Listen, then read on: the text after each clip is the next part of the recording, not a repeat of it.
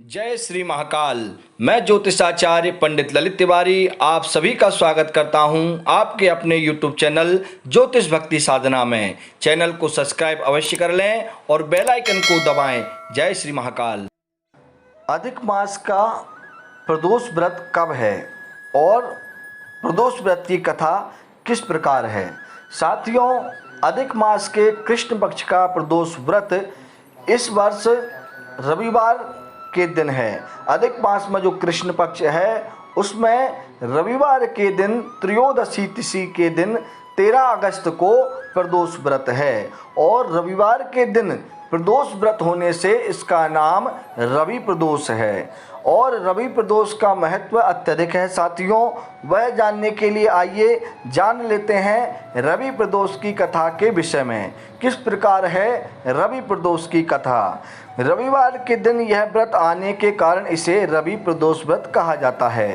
प्रदोष व्रत हर महीने के दोनों पक्षों की त्रयोदशी तिथि को रखा जाता है।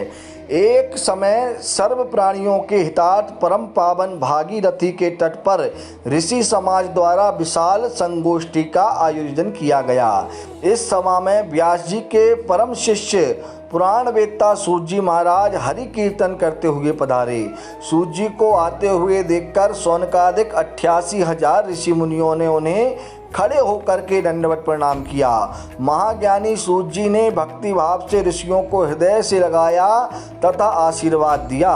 विद्वान ऋषिगण और सब शिष्य अपने आसनों पर विराजमान हुए। सौनकादि ऋषि ने पूछा, हे पूज्यवर महात्मे, कृपा करके यह बताने का कष्ट करें कि मंगलप्रद कष्ट निवारक यह व्रत सबसे पहले किसने किया और उसे क्या फल प्राप्त होता है? साथियों, श्री सूत जी बोले, आप सभी शिव के परम भक्त हैं। आपकी भक्ति देखकर मैं व्यति मनुष्यों की कथा कहता हूँ, ध्यान से सुनो। रवि प्रदोष व्रत की कथा। रवि प्रदोष व्रत की कथा के अनुसार एक गांव में अति दीन ब्राह्मण निवास करता था।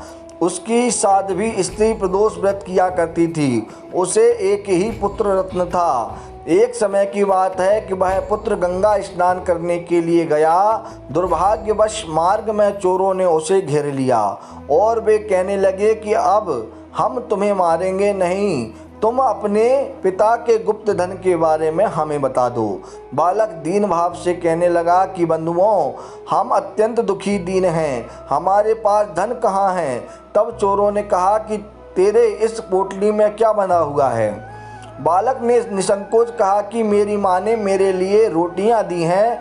यह सुनकर चारों ने अपने साथियों से कहा कि साथियों, यह बहुत ही दीन दुखी मनुष्य है, अतः हम किसी और को लूटेंगे। इतना कहकर चारों ने उस बालक को जाने दिया। बालक वहां से चलते हुए एक नगर में पहुंचा। नगर के पास एक बरगद का पेड़ था। वह बालक उसी बरगद के वृक्ष की छाया में सो गया। उसी समय उस नगर से सिपाही चोरों को खोजते हुए उस बरगद के वृक्ष के पास पहुंचे और बालक को चोर समझकर बंदी बनाकर राजा के पास ले गए। राजा ने उसे कारावास में बंद करने का आदेश दे दिया। ब्राह्मणी का लड़का जब घर नहीं लौटा तब उसने अपने पुत्र की बड़ी चिंता हुई। अगले दिन प्रदोष व्रत था। ब्राह्मणी ने प्रदोष व्रत किया और भगवान शंकर से मन ही मन अपने पुत्र की कुशलता की प्रार्थना करने लगी। भगवान शंकर ने उस ब्राह्मणी की प्रार्थना स्वीकार कर ली। उसी रात भगवान शंकर ने उस राजा को स्वप्न में आदेश दिया कि वह बालक और चोर नहीं है, उसे प्रातःकाल ही छोड़ दें, अन्यथा उसका सारा राज्य वैभव नष्ट हो जाएगा। प्रातःकाल राजा ने शिवजी की आज्ञा अनुसार उस बालक को कारावास से मुक्त कर दिया।